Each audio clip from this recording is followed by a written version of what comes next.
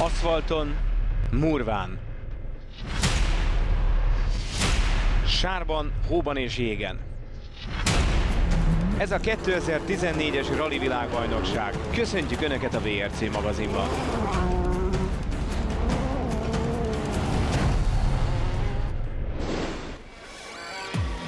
A Rali VB-n ezen a héten minden a második futamról szól. A következő fél órában megláthatják, hogy a csapatoknak és a versenyzőknek mi mindennel kell szembenézni.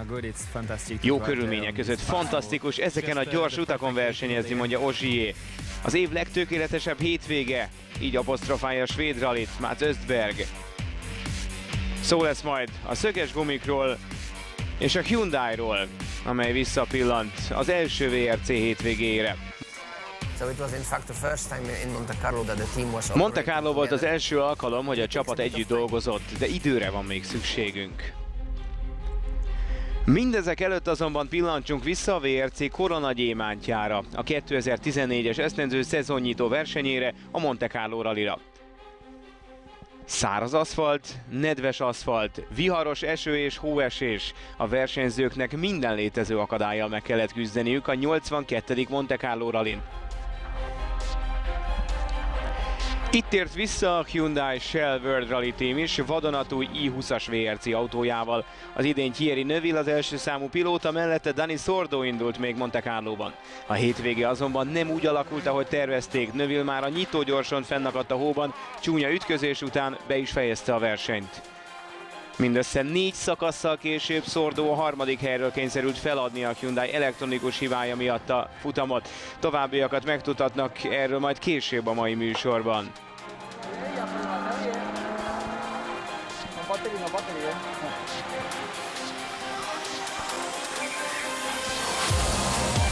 Az M-Sport gyári autói vegyes hétvégét tudhatnak maguk mögött. Elfyn Evans, aki először próbálta meghódítani Monte Carlót, néhány lenyűgöző idővel hívta fel magára a figyelmet. A Walesi 7. helyről kezdte a szombati utolsó napot, de hamar a 6. helyen találta magát. Igaz, szomorú okok miatt. Csapattársa Mikko Hirvonen az utolsó gyorsaságén feladni kényszerült a rallyt, méghozzá generátorhiba miatt.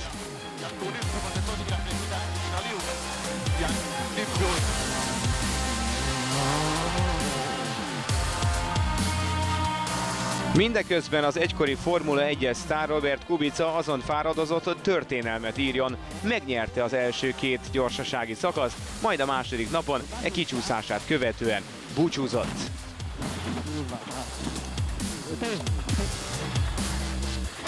A Citroennél Mats Östberg, aki új a csapatnál és nem sok tapasztalattal rendelkezik Monte Carlót illetően, nagyon örült, hogy be tudta fejezni a versenyt, ráadásul a 4. helyen, ami még kedvesebbé tette számára a hétvégét. Nem Mats volt az egyetlen, aki ünnepelt. Előtte végzett Chris Meek, akinek 2014-ben bizalmat szavazott a Citroen egy gyári hellyel. A brit azzal hálálta meg mindezt, hogy az összesített 3. helyén hozta be a DS3-at, megszerezve ezzel első dobogós helyét a VRC-ben. A helyi kedvenc Brian Bouffier nem gyári versenyzőként képviselte az M-Sportot. Az első nap után a francia vezetett, bizonyítván, hogy a Montén felbecsülhetetlen a helyismeret. A kemény hétvégét követően végül második lett, és akárcsak Meek, ő is először végzett dobogón a VRC sorozatban. A Volkswagen világbajnokát Sébastien Ogiert azonban senki és semmi nem tudta megállítani. Bár a francia versenye rosszul kezdődött, mert az első gyorsan fennakadt a falon, és onnantól kezdve kapaszkodnia kellett, a második napra aztán 1 percre felzárkózott, végül át is vette a vezetést, és onnan már nem volt megállás. Tökéletesen rajtott a Volkswagen és Ogier, aki első győzelmét aratta Monte Carlóban.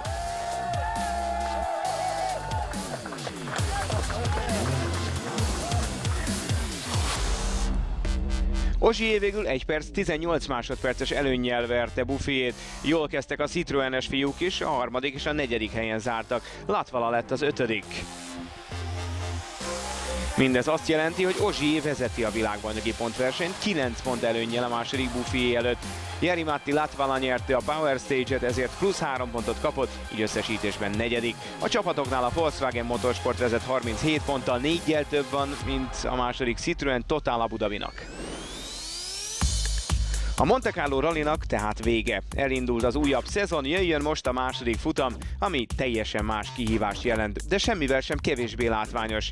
Ez a téli kaland, a svéd rally. A rally központ visszatér Karlstad városába, a Service Park 70 kilométerre északra lesz a Hagfors repülőtéren. A versenyzők 4 teljes napon 24 gyorsasági szakaszt, összesen 324 versenykilométer teljesítenek. Az esemény szerda este kezdődik egy 1,9 kilométeres szuperspeciállal Karlstadban. Az igazi akció azonban csak csütörtökön reggel indul.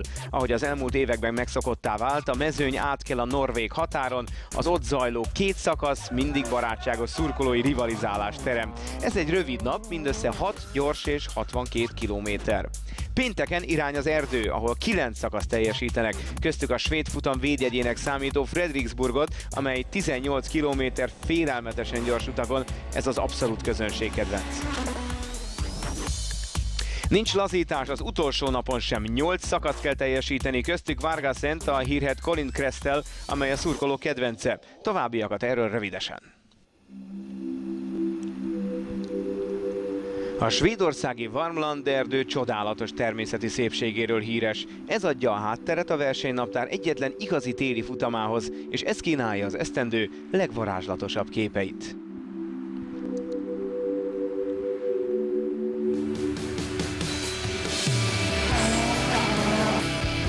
Bár végig havon és jégen zajlik, ez az év egyik leggyorsabb versenye. Az autók rendre 200 km/h sebesség fölött száguldoznak. Ez pedig a bizonyíték arra, hogy a rali világbajnokság a legőrültebb körülményekkel is megbirkózik.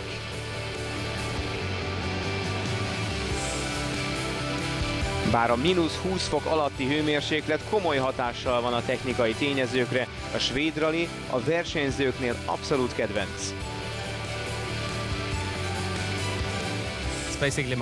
Tulajdonképpen ez a hazai futamom olyan verseny, amit nagyon szeretek, élvezem a szakaszokat, a hangulatot, a havat és a sok norvég szurkolót, ez az év legtökéletesebb hétvégéje.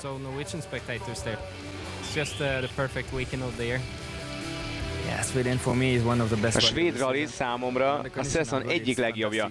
Ha jók a körülmények, fantasztikus vezetni ezeken a gyors utakon. Elképesztő, milyen tapadásunk van ezekkel a szöges gumikkal. Nagyszerű esemény. Többször nyertem már itt, tavaly egy kicsit nehéz volt, remélem most sikerül felvennem a versenyt a többiekkel. Bízunk benne, hogy sikerül a legjobb helyekért harcban lennünk, ez a célunk. A svéd rali látványosságát nem csak a téli táj adja, a szurkolók utánozhatatlan hangulatot teremtenek.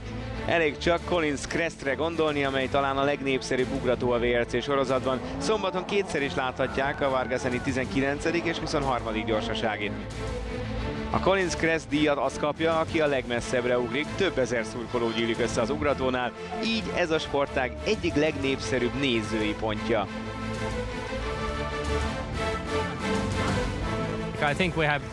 Sok országban vannak remek szurkolók, de Skandináviában hihetetlen módon szeretik a rallit. Svédországban és Finnországban is kiváló a hangulat, folyamatosan hallani, ahogy a szurkolók bekiabálnak az autókba. Fantasztikus.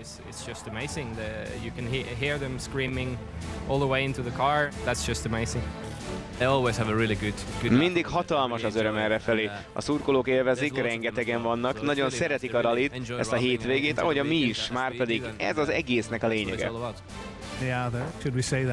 Na, ők az igazi szurkolók, ők a kemény mag. Itt a versenyzők 160 km/h sebességgel csúsznak keresztbe, ami elég különleges. Megértem, hogy az emberek miért dacolnak a hideggel és a körülményekkel, hiszen ilyesmit nem látni más versenyeken.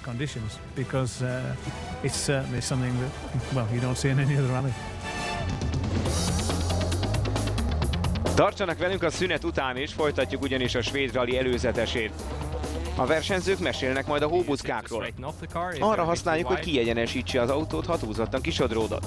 És megvizsgáljuk a Michelin szöges gumiját. Jön a Hyundai is, amely egy évtized után az első versenyét elemzi.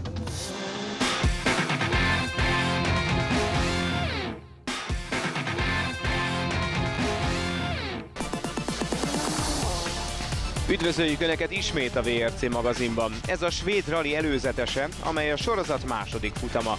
Lesznek még hóbuckák, szöges gumik és csapattaktika.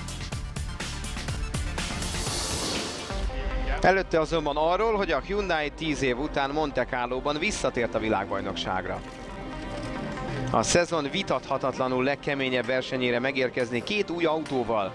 és egy olyan szerelőkből és mérnökökből álló csapattal, amely korábban még nem dolgozott együtt VRC eseményen, mindig nagy kihívás. A kezdeti gyermekbetegségekre persze számítani lehetett, de az i20 VRC a szerdai shakedownon lenyűgöző sebességről tett tanúbizonyságot. Aztán sajnos Thierry Neuville versenye kevesebb mint 9 kilométerig tartott, miután egy jeges rész megdobta őt az első gyorsaságin, össze-vissza csúszkált, majd egy villanyoszlopnak ütközött. Dani Sordo pedig a 4. szakasz után kényszerült feladni elektronikai hiba miatt a versenyt. Nem ilyen rajtra számított a csapat, bár a 2014-es év a tanulás időszaka, és a csapat vezetősége igyekezett pozitívan értékelni a visszatérést. Visszatérve Monte Carlóra elégedettek vagyunk, bár az eredmény nem volt az, hiszen mindkét autó már az első napon kiesett. Monte Carlóban nem volt szuper rally, és először találkoztunk a vetélytársainkkal. Az első nap lehetett látni, mennyire gyors az autó. A Monte Carlo rally fordulópontja az volt, hogy Thierry néhány kilométer után lecsúszott az útról. Természetesen először csalódottságot éreztünk, senki sem számított rá, hogy ilyen korán felébredünk az álomból, de hát ez Monte Carlo. Nobody seems to understand that it was such an early wake-up call in the morning, but okay, it's Rally Monte Carlo. Ezután csak is Danira koncentráltunk, aki jó időket autózott, örültünk, hogy ismét bízhattunk az autóban, de sajnos a 4. és az 5. szakasz között megállt, hogy átírjon valamit az itinerén, és nem tudta újraindítani az autót. Nincs akku, semmit nem tudunk tenni. Nem ez volt a legtökéletesebb hétvégénk, hiszen mindkét autón kiesett az első napon, de a csapat szempontjából pozitívan értékelem, mert sokat tanultunk logisztikából és csapatépítésből. Jó lett volna több versenykilométer Monte Carlóban, de ez egy balszerencsés hétvége volt a Hyundai számára.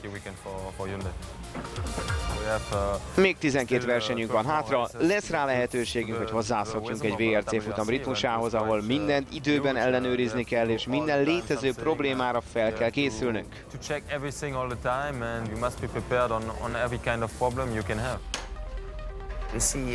Tapasztaltunk néhány gyengességet a csapat felépítésében, és kiderült, hogy tudnánk jobban együttműködni. De ez volt az első alkalom, hogy a csapat együtt dolgozott, így még időre van szükségünk. A Monte Carlo rally után volt egy kis elemző összejövetelünk, beszéltünk a pozitív dolgokról és a sok rosszról, amelyen egyértelműen változtatni kell. Svédországra helyre kell hozni ezeket. Persze tudom, hogy egy nap alatt nem lehet megváltani a világot, jobb, ha most merülnek fel a problémák, mint később a szezon során. Sok tehát a teendő a svéd rally előtt. Az i20-as először mutathatja meg magát versenyen téli körülmények között. A finn Juho Hanninen veszi át a második autót Dani Sordótól.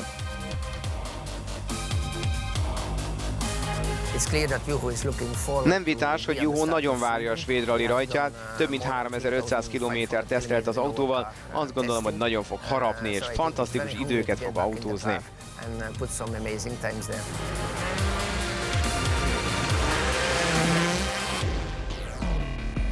Az, hogy a Hyundai ennyire bízik Juho Hanninen havas tapasztalatában, egy elég egyedi körülménynek is köszönhető, ami csak egy téli versenyen látható. A hóbucka. A versenyzők arra használják ezeket a félelmetes hótornyokat, hogy a kanyarból kijöve neki támasszák az autó oldalát, mint egy segítve az úton tartani és további sebességet nyerni. Ez olyan művészet, amit a skandinávok az első naptól kezdve mesterien művelnek.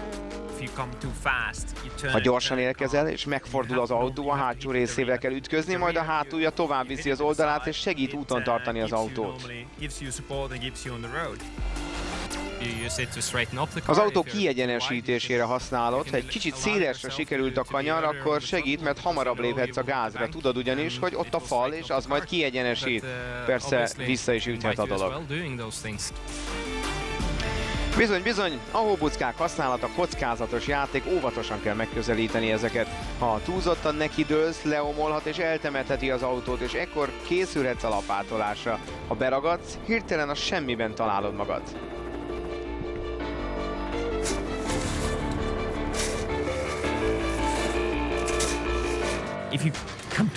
Ha túl gyorsan mész, túl mélyen beleragadsz a puha hóba, megpörög az autó a hóbucka felé, vagy ha az első kerékkel érkezel bele, nagy a kockázat, hogy ott ragadsz. Kockáztathatsz egy picivel többet, és a hóbucka megment, de ha túl mélyen belemész, betemet és lehúz az útról.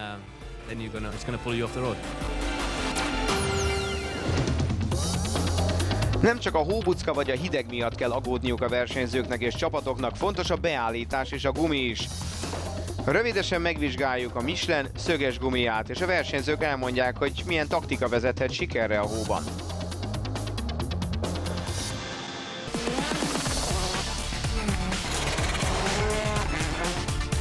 Folytatjuk tehát tovább a Rally VB beharangozóját, és a svéd rally előtt most mindenki arról beszél, hogy hogyan készül az év egyetlen téli versenyére. Ahogy azt már láthatták, Svédország hófötte fagyos erdein található a sorozat néhány leggyorsabb szakasza, a versenyzők pedig imádják, de a szerelőknek és az autóknak nagyon komoly kihívást jelent a -20 fok alatti hőmérséklet.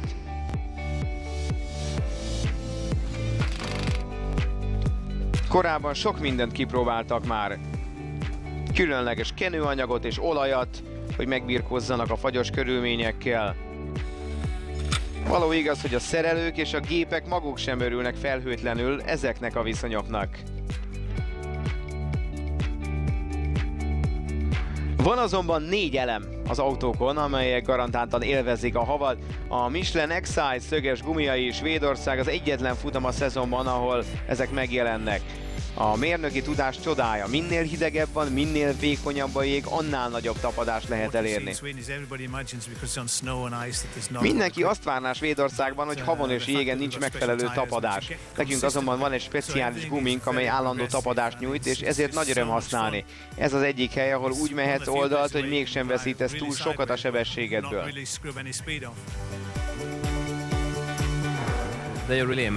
Lenyűgöző. Ha megfelelő hó van, nagyobb a tapadás, mint Murván, és nagyon gyorsan lehet menni. Minden gumit 380 darab 20 mm-es szöggel szereltek föl. Ezekből 6,5 milli áll ki a gumikból, a többi olyan rögzítőpontként szolgál belülről.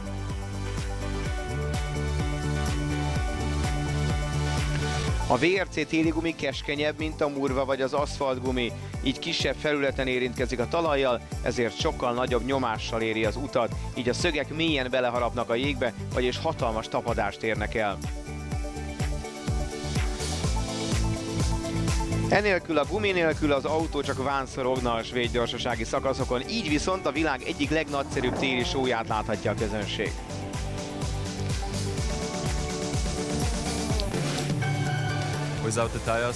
Az ilyen gumik nélkül nem tudnánk ilyen gyorsan menni, egy kicsit olyan, mint a Murva, de amikor ténylegesen jeges és fagyos az út, akkor még a Murvánál is nagyobb a tapadás, közelít az aszfaltéhoz. Nagyszerű ez a gumi, látnia, hogy a szögek belefúródnak a jégbe és azonnal lelassítják az autót. Ez a legjobb tapadás, nyomhatod neki és a nyomokkal aztán letakaríthatod a havat, még ha van is némi porhó, mehetsz rajta gyorsan, mert ez egy nagyon jó gumi. Some loose snow on the road, you can still push really hard. So it's a good tire and it's strong.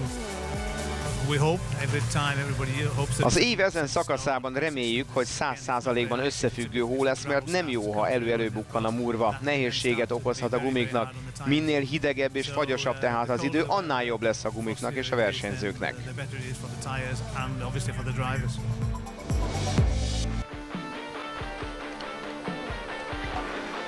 Ez a világ autósportjának egyik legelismertebb eseménye, de Svédország havát tisztelni kell. A tapasztalat elengedhetetlen. És ebben egyetértenek a csapatok is. A Hyundai bízik benne, hogy a finnországi Rovaniemiben elvégzett szezon előtti tesztelések felkészítették őket, bár nem ez Thierry kedvenc burkolata, a tesztek után magabiztos volt. Jó volt a teszt, és az autó is. Még van néhány tesztünk a verseny előtt, ahol véglegesíthetjük a beállításokat, és eldönthetjük, hogy melyik lengéscsillapítót használjuk majd. A koreai gyárnak van mit bizonyítani a Monte Carlói kudarc után. Sokat várnak a téli ászuktól, Juho Hanninentől. Mozgalmas hétvégére számítanak az M-Sport táborában is. Több mint 9 VRC Fiesta indul Svédországban. Visszatér Henning Solberg, akinek Ilka Minor olvassa majd az itinert. Henning reméli, megbirkózik a hideggel és jéggel, nem úgy, mint 2006-ban.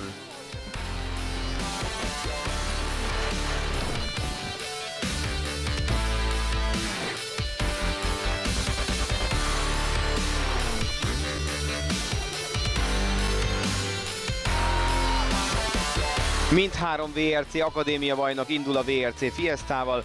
Pontus Tiedemann másodszor szerepelhet egy VRC autóval, a 2011-es Akadémia bajnok Craig Breen pedig most debütál.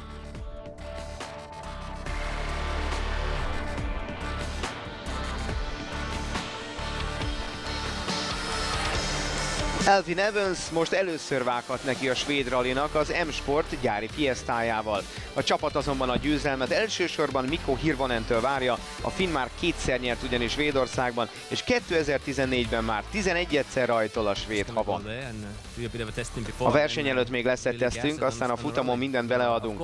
Azt gondolom, az idén minden versenyen Ogier és a Volkswagen a legnagyobb favorit, de ott van még Jari-Matti, Mats és Chris Meek, talán a Hyundaiok, szóval nagy csatára számítok. So for sure we're gonna have a big fight there. Chris Meek most debütál a svéd rallin a Citroennel, vagyis most főleg Mats Östbergtől várják a sikereket. A norvég az elmúlt 3 évben dobogón végzett, és az idén is hasonlóan magasra tette a mércét. Szeretném megnyerni a versenyt, vagyis nagyon kell hajtanunk. Talán kicsit ostobán hangzik, hogy nyerni akarok, amikor ezen a burkolaton még nem is próbáltam ki a kocsit, de bízom benne, hogy jó eredményt fogunk elérni, és sokat várok a versenytől.